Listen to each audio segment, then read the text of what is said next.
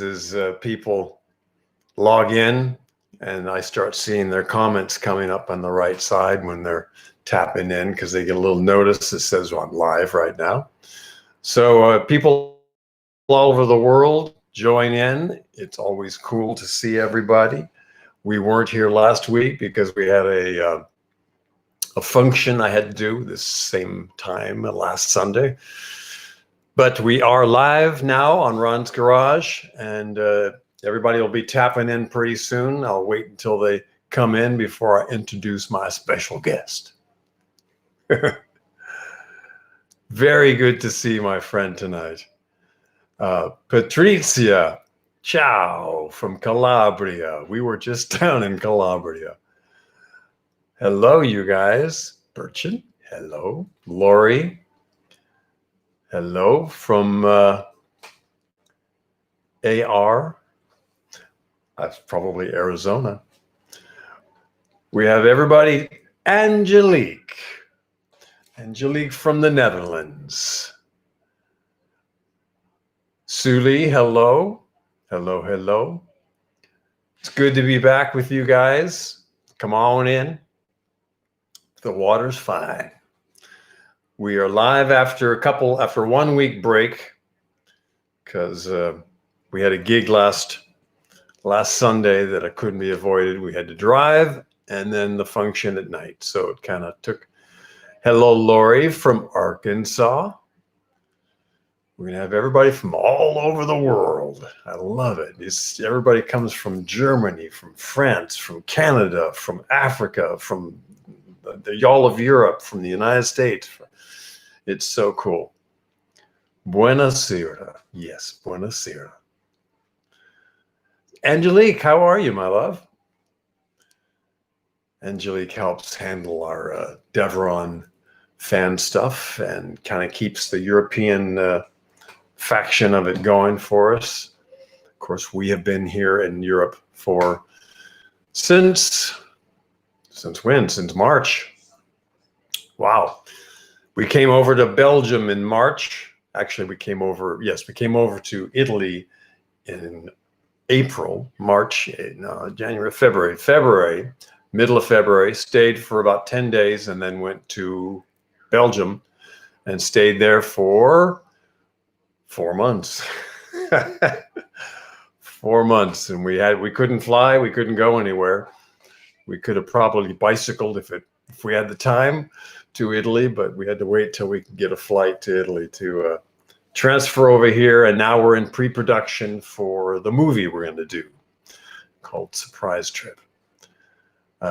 Well, Devin De Vasquez is in the house, ladies and gentlemen, saying hi to everybody. It's funny. Everybody talks to each other from on the comments. It's very cute. All right, welcome to Ron's Garage, and I want to introduce a very, very special friend.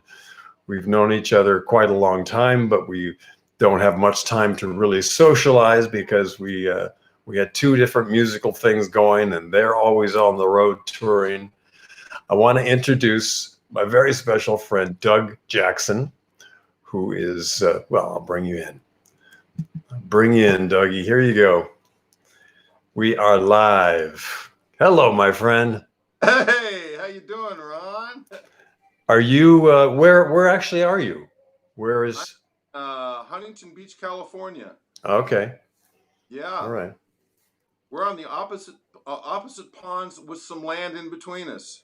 Yes, we have a little bit of pond and a little bit of land between us right now, but we are talking in real time. How amazing is that? It's absolutely incredible. It's like all the stuff I watched on Star Trek as a kid. Now here we are. So you guys know Doug has been a member of the group Ambrosia for years, for many, many years. How many years has it been, actually, approximately? A little over 20. 20 years, wow. Yeah, it's been a long time, yeah.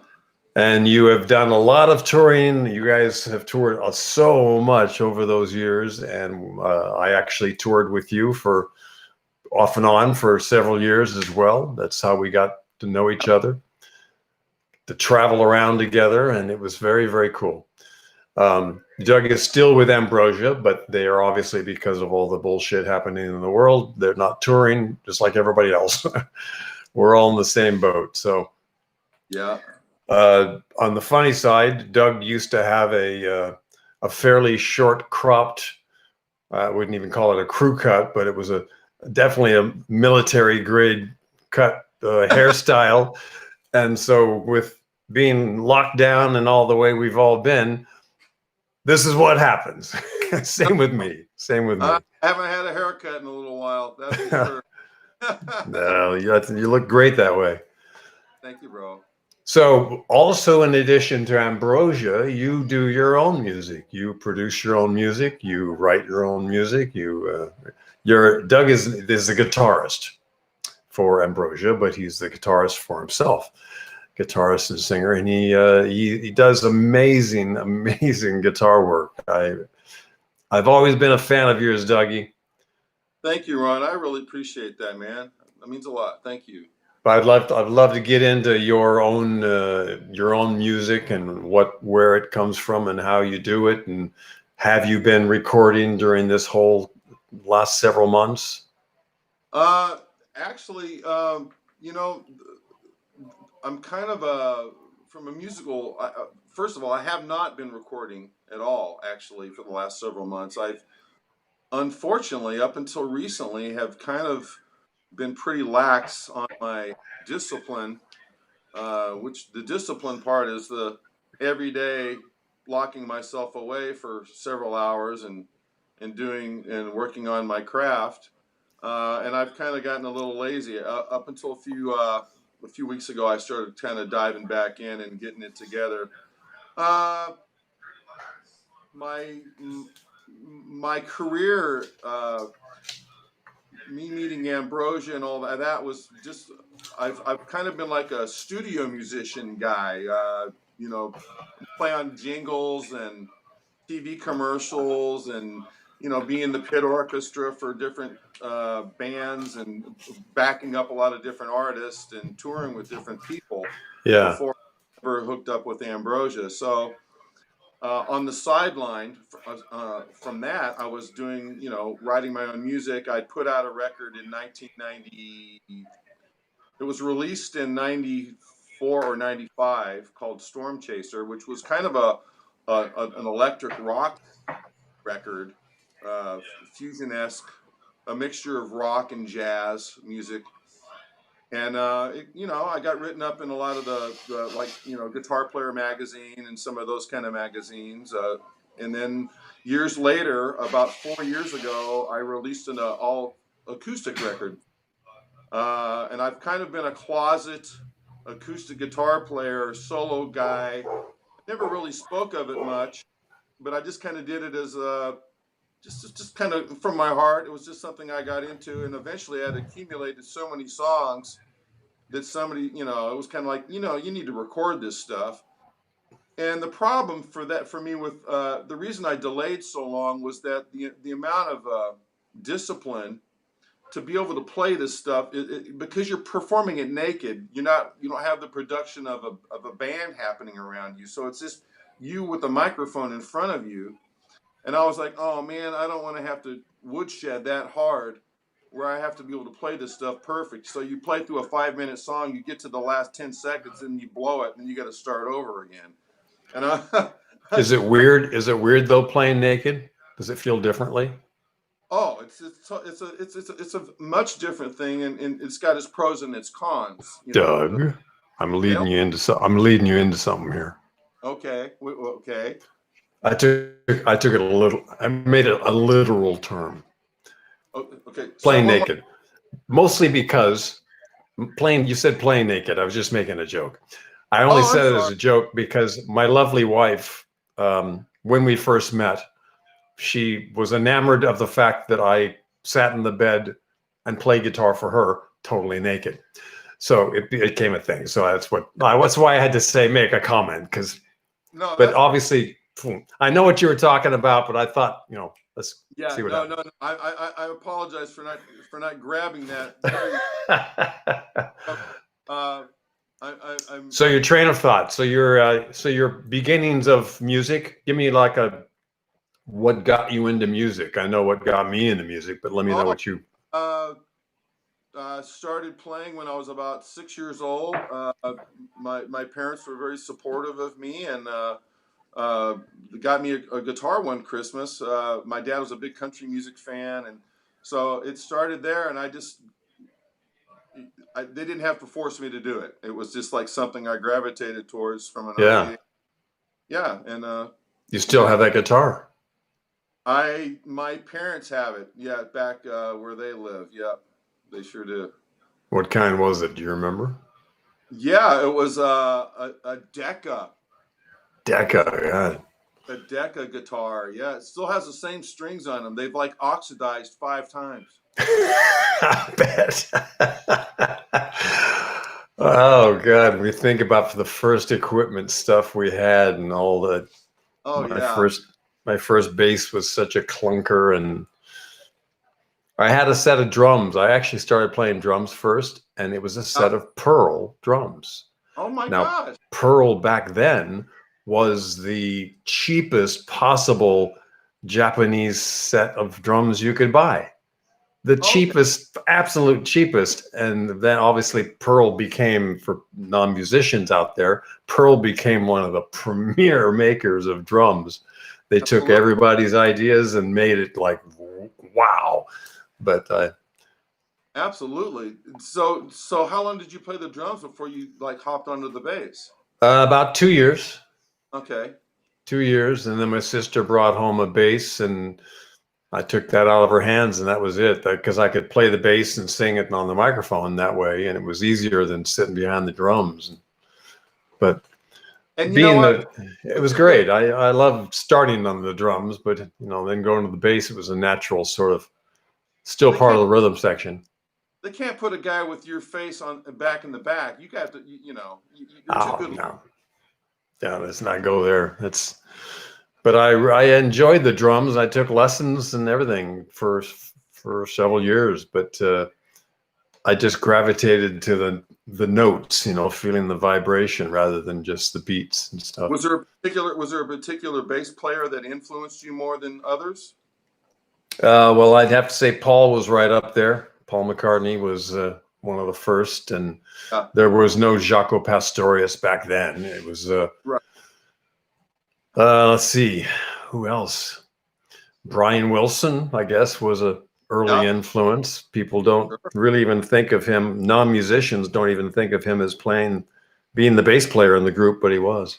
What a genius he was, huh? No doubt. Yeah, absolutely. So get back to your musical roots of who you were inspired by in the Yeah. beginning. Yeah, basically, it was kind of a mishmash of different people, which is it's kind of been the theme of my life. Actually, musically, I've always been into different styles of music. So from an early age, it started out mostly with some of the country music, like Hank Snow and stuff like that, and then that progressed into some of the pop music of the early '70s, the Yeah, '60s, and then eventually around age 11, no, age 12 or 13, it was Led Zeppelin and big band jazz at the same time. So I was very much into the big band style of music, and I was learning about Freddie Green and uh, a lot of those kind of different styles of music. So I was very fortunate to be surrounded by a good music education. I got a wide variety of things happening, as far as influences happening all at the same time. so you went to school for it as well, or just studying privately? Yeah. Well, I studied privately. In my formative years, I studied with a guy named Ted Green. Ted Green was like a guru, genius. He wrote a book called Chord Chemistry, and he was you know, most guys in LA, studio guys would want to study with this guy. He was world famous guy. So I studied with him one summer when I was in high school, and then I went to Berklee College of Music in Boston, and I studied music there. And I went to a really progressive high school. We had good music program in high school, so I was getting a very good, well-rounded music education. Yeah. Are you a collector of guitars? Ironically, no. It always kind of blows people away when they see how few guitars I really have. I mean, for the average person, I have some guitars, but I don't have tons of guitars. I'm not a big collector. Not because I frown upon it. It's just I have my go-to guitars, and those are the ones I play. Yeah, well, I think that's the way it should be. I'm pretty much the same way. I have a friend who's Italian, and he's a guitar tech. And he called me one day. He goes, "Ron, I'm helping Joe Walsh build his new studio in a new house. He has to move out of one house and into another one so he can have a bigger place for." He says, "Ron, he has 873 guitars." Wow. And he says, I counted 437 amplifiers, 437 amplifiers alone. Wow. Because I guess they had to move them all. And he said, it's just absolutely amazing. And we have to finish up tonight because he's got a couple friends coming over. They're going out to dinner. He says, guess who showed up at the door? It was Ringo Starr. Wow. Dave Grohl. And who else was it? I think it was Paul, Ringo, and Dave Grohl. They were all going out to dinner together. Can you imagine them hitting the road? Wow. But that many guitars, I thought, holy crap! That's a lifetime of collecting them. And you just go on tour, and you like something, you just take 5 of them. I guess I don't know if you're Joe Walsh. Yeah, but. Right. And his guitars are probably all very high end, Les Pauls and stuff. Even if I were able to buy that many guitars, you wouldn't do it. No, I wouldn't either. No, it's not, and it's not, like I said, it's not because I frown upon it. It's just not my thing. I would rather, spend my in other ways, like. Yeah, we're not all Joe Bonamessa, and I think Joe probably collects a massive amount of guitars from. He has a lot of guitars. What's that? What's the antique guitar place in the valley? Norm's. Norm's, yeah. Go and buy your heart out at Norm's. God, yeah. He's got everything. Those guitars you can spend, $25,000 for one axe. I've never owned an axe that was worth that much money ever. You make it worth that. You make it worth that. It's always good when somebody says, "Man, you sound great, man. Your tone is just awesome. What are you playing through?" I'm like, "Oh, well, it's this Mexican Strat that I got at Guitar Center, man." There you go, Doug. $450, baby. It's all in how you do it, isn't it? So speaking of playing, are you up for playing a little something for people? Sure, I would. You can play whatever you want. If you have something of your acoustic stuff, or something that you can sing or not sing, it's up to you. I'll just play a little ditty for you, maybe a minute and a half long, or I don't know if you'll. Can you hear that? I can, yeah. You got a little reverb going on there. Yeah, this is my special Tonewood amp thing, which is so cool. Oh yeah, I've heard about those. Does it work well? Oh, it's incredible. Huh. All that reverb's coming out of the sound hole. Yeah. That's I saw those advertised, and it looked like a great idea. So Doug, it's just a little thing for people that joined us. Doug Jackson has been a solo artist and he's also been an artist, a guitarist for, and a singer with the group Ambrosia for almost 20 years. So being that everybody's not been touring and nobody can do any concerts right now, we're all growing our hair long and playing in our living rooms pretty much. Yeah. So that's where we do our concerts now. We have everybody from all over the world with us, Dougie. They're all saying hi. And if the talent you play on anything that decent for music comes from you, Patricia says. They're talking about my Moss wine, which I don't have any more of right now. I have to get some more. Did you know I made my own wine? Or I have a...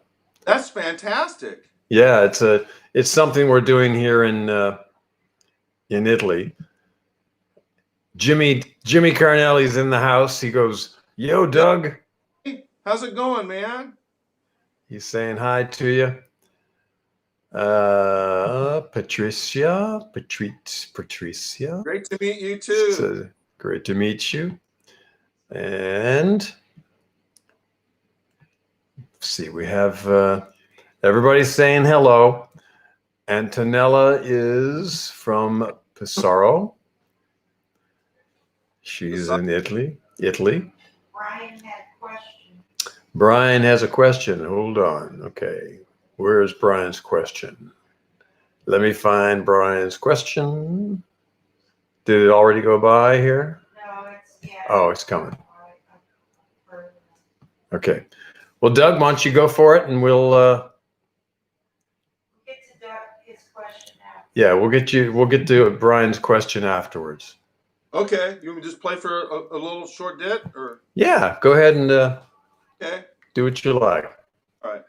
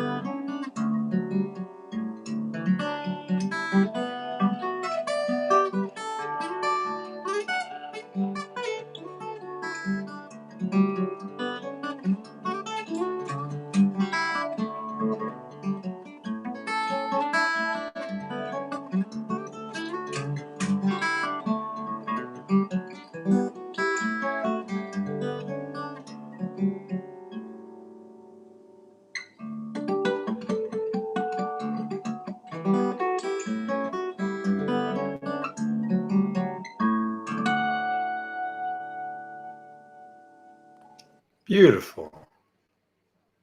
That's really beautiful. Thank you. What kind of guitar is that? This is a custom-made guitar, and it's called an Old Man River guitar. I've got 3 of them. Yeah, it looked like it was a custom thing. I didn't recognize it. Yeah, Very nice. It's a custom. beautiful body. Yeah, and it doesn't have any varnish on it. It's just wood with lemon oil on it, so it resonates differently. You can really feel it resonating, you know. Yeah, yeah. So yeah, it's I've got 3 different models, but it's more got the neck on these things is a little wider. It's more like a classical scale neck. Oh yeah. But, I like the wider necks. I like the beefier, sort of old Gibson type necks. They're thicker. Feels good in my hand to have it. Yeah. Bigger feel. Exactly. So yeah, that's it's very cool. You want to play anything? Do you have any? Most of your stuff is acoustic with no vocal, or do you do the vocals as well? Do you have things you do? All my own music actually has all been instrumental guitar music. Yeah. Very cool. Yeah. So I I consider myself a decent utility singer, but because I've had the amazing opportunity to work with some of the greatest singers in the world, I kind of stay out of the way. I kind of know what my lane is, you know. It's like, yeah, you want me to sing some backgrounds, I'll do that. But I generally, just because, you know, uh, I I can sing, I'm not going to do it for you today. Well, then just playing the guitar is fine with me. It's beautiful. Thank you. You want to try? Can your iPad come down just a little bit so we could see a little more of the guitar? Oh, sure. 'Cause Let me see if I can fix that. just right like that should be good. Yeah. I found myself wanting to see a little bit of your right hand. It's so cool because Oh, is it the getting long? way you were picking and stuff. Yeah, that's good. Oh, wow, that's a bummer. Yeah. So,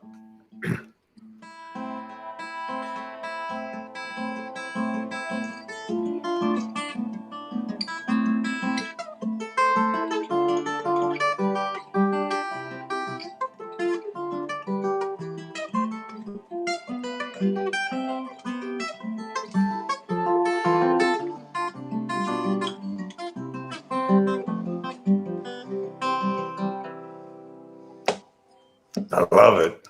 I love those pieces. I thank you. remember learning a few classical pieces when I first started playing guitar, and it was so much fun to learn that. I've forgotten everything now, but Yeah, you know, I love the guitar. It's such a unique instrument, and it's capable of doing so many different things. You know.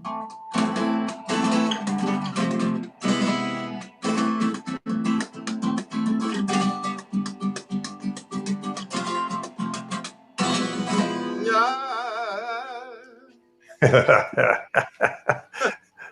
You know, but yeah, the different styles of music you can do. You know. You know, it's just.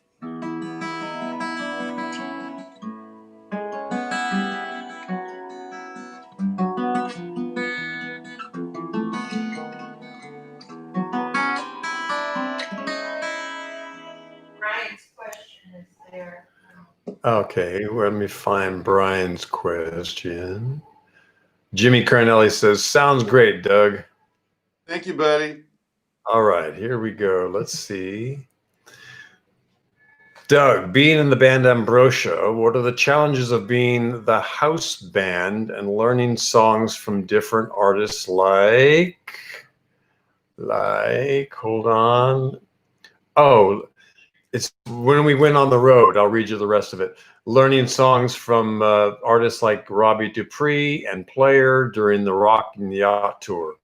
Because what happened, what Brian's Yeah. talking about is we went on the road with Ambrosia, and Ambrosia became, they were the headliner, but they were also the band for everybody else. So we Right. would all go up and do a few songs, a handful of songs with Ambrosia backing us up wonderfully.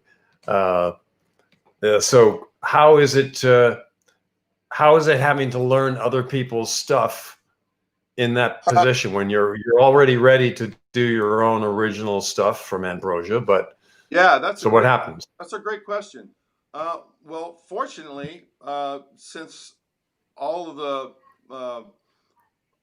you know, all of the guys and Mary as well, being the lady in the band, everybody is extraordinarily well trained musician. So, and everybody has done other things.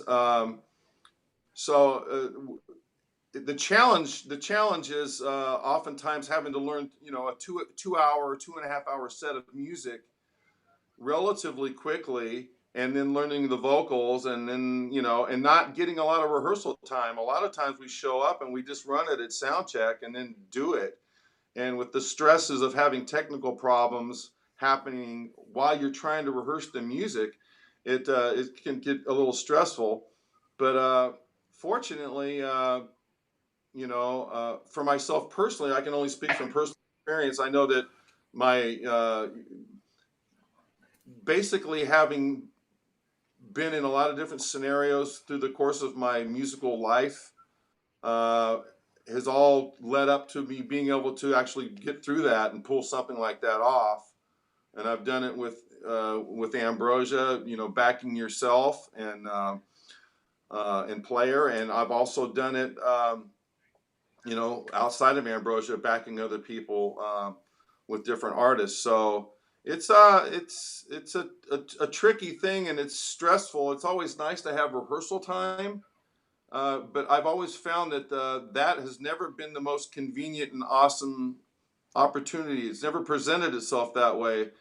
Even getting the gig with Ambrosia didn't present itself in a convenient way. It was a very I had originally gotten called from Joe Puerta back in 1994 to sub for a gig that David Pack wasn't able to do, and at that time it was like 2 days before the gig, and I had the flu, and I had to pass on it. And then when the opportunity came around years later, it was a very fast thing. It was like, and Ambrosia's music's tricky. People know their hits, but their progressive side is extraordinarily difficult. Yeah, they are. They're very, very intense. Yeah, and I had to learn like an hour and a half's worth of music in just a few days, and it was like I didn't sleep for 3 days. But anyway, that's how I got the gig. It came that way. So it wasn't like, hey, let's rehearse for 3 weeks and we'll go on tour. It never works that way, usually. Doris had asked, could we play something together on two different guitars? And I had talked with Doug about this before, because it's kind of impossible because of the delay that happens. We don't have the technology. We're not all on T2 lines. I don't even know what they have now for streaming stuff, but it has to be a very particular system to be able to play in separate places in time at the same time, because it's kind of it really loads up the bandwidth, I guess you call it, and I think even the most expensive people are getting the wrong impression with all the music videos going around. Yeah. Then the impression that guys are just getting together and doing this, and that's not the way this is going down. No, whenever you see that, it's layered and it's all recorded separately, and they put it together like a film. Exactly. So people know. Jimmy goes, let me go. Jimmy goes, gotta go to a gig, boys. Have a great day. That's right. I said a gig. Safe out there, man. I didn't know gigs were going on. That's really great. Good on you, Jimmy. Have a great one. Awesome. Dreaming in Color. Devin made a little comment. There was a woman named Ella Luna who came in here talking with us, and she and I did a song that I wrote with two other friends, and we are climbing the charts in Belgium. That's fantastic, Ron. Yeah, I think we're up to number 4, and wow, that's awesome. So we're kind of hoping maybe God willing it goes to number 1. We'll see, but it's a lovely song, and Ella Luna sings in French. Oh, okay. So we wrote it. I wrote the English lyrics and everything, but she translated it into French, and we sang it. She has a beautiful voice. She's a wonderful singer, and so it went really well. So we're kind of seeing how things go. You never know. That's really, really great, man. Congrats.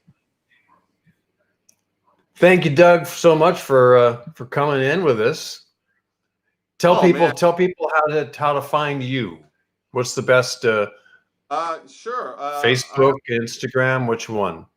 Well, you can do that. I do have my Instagram, and usually you can find me at DougJacksonGuitar.com, DougJacksonGuitar.com, and if you're interested in any of hearing any more of my music, you can contact me there. There's a place to contact me, and I can hook you up with CDs if you're so inclined. Does anybody listen to these anymore? I don't even know. Believe it or not, people do. People do, yeah. But they're probably several people into streaming and all, but people still like to have that physical CD. Yeah. And I think it's still out there, even though we don't really cater to that. There is a demand for it, and people are even going back to the old vinyl now. So it's weird. Well, maybe I might for your wine, I might be able to hook you up with some nice CD coasters because.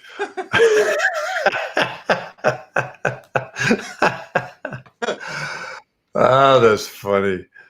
We'll hopefully get together and have a sampling of our wine sometime if we ever get back to the United States. We're kind of waiting. We're here through probably mid-October now. Anyway, Okay.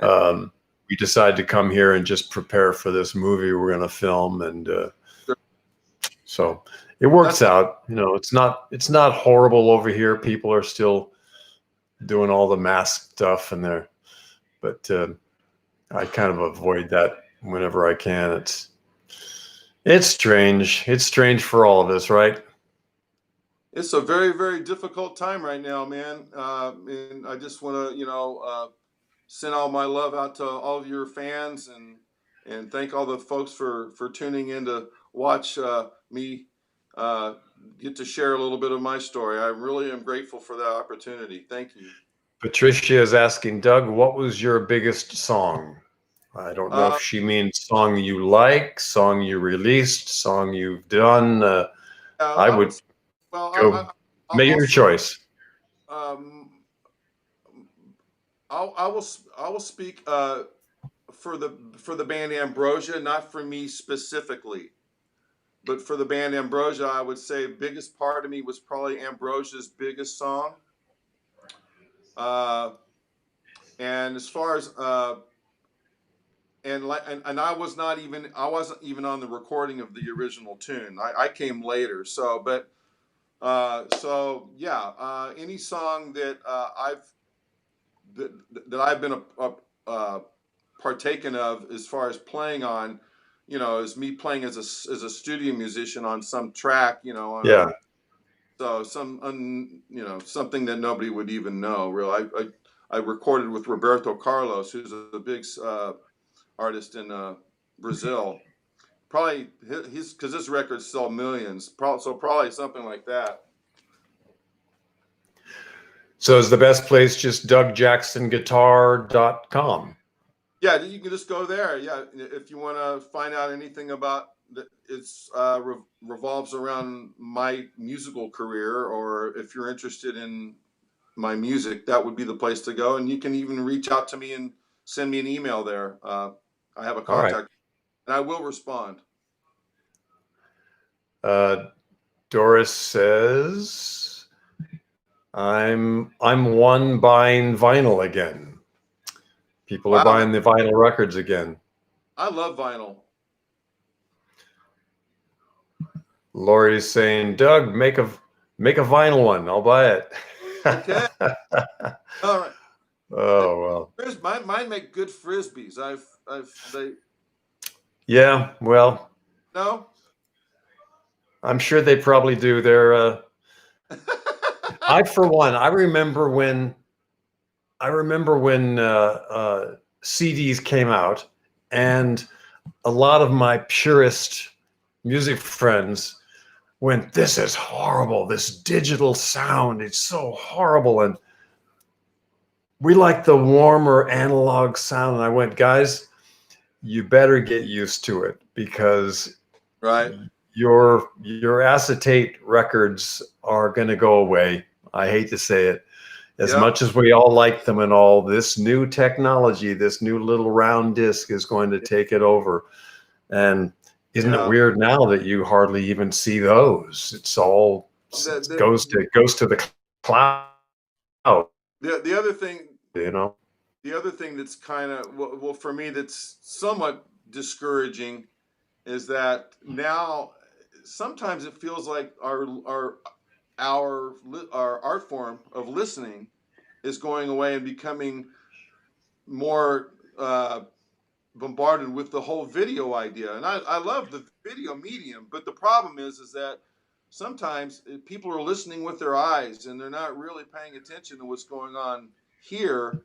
And so that's kind of like a little bit of a pet peeve for me, because especially you see a lot of the younger musicians. It's like, you know, they're so caught up in their technical aspect of things. It's like, yeah, you can do that a little faster, but it's not speaking to my heart anymore. You know, I don't know. Yeah, that's what you gotta be careful with it. I know it's having the heart lost. That's perfect analogy. You lose the heart, you gain the sound and the technical stuff, but you lose the heart of it, and that's Exactly. gonna be the trick. Yeah, exactly. Dougie, thank you so much for joining us. Hey, Ron, thank you so much, man. I really appreciate the opportunity to see you, man, and I hope to see you guys soon. You know, whenever you come back to the States. In the meantime, we'll just have to do it this way. I'd love to have you on again in the future if you want to come in, if you've got some time. It's always a privilege. Thank you, man. Maybe we can, we won't be able to play together. It's so weird, but we'll make it work. All right, buddy. I appreciate it. Thank you so much. So everybody go to DougJacksonGuitar.com. Guitars or guitar? Guitar. Singular. So DougJacksonGuitar.com, and check out his music. He's got beautiful, beautiful acoustic guitar music. I've heard several tracks already, and it's just amazing. So check him out. And Doug has always been very supportive and very cool and like the consummate musician. Well, thank Ron, you, my friend. I'm grateful. Thank you, man. The feeling is mutual. We send blessings to you, and keep healthy, work out. We all need to work out, put effort into that. Devin and I are definitely trying to work out more. She's going walking every morning. Eventually she'll maybe get into running, but she gets up early and walks and for about an hour and a half, and we're watching what we eat and trying to get ourselves healthy, because it is easy to let everything go. It's so easy to do that. Oh man, totally. It's very difficult to, especially with the nature of what's been going on in the world right now. It's really hard to. It's just been really hard. Yeah. So you guys stay healthy. Everybody try to stay healthy, and you know, try to get some physical activity every day. And I'm grateful to get to chat with all of you guys. Thank you, Ron. Thank you, Dougie. I send love to you and your family, and thank you, man. Keep positive and keep playing. Thank you, buddy. Love you, my friend. Okay, ciao, ciao from Italy. Bye. Yeah, bye. All right, guys. Thanks so much for joining us. We will be back next Sunday, 9 o'clock East European time, 12 o'clock in the US Pacific Standard Time. And don't forget to share, and tap the little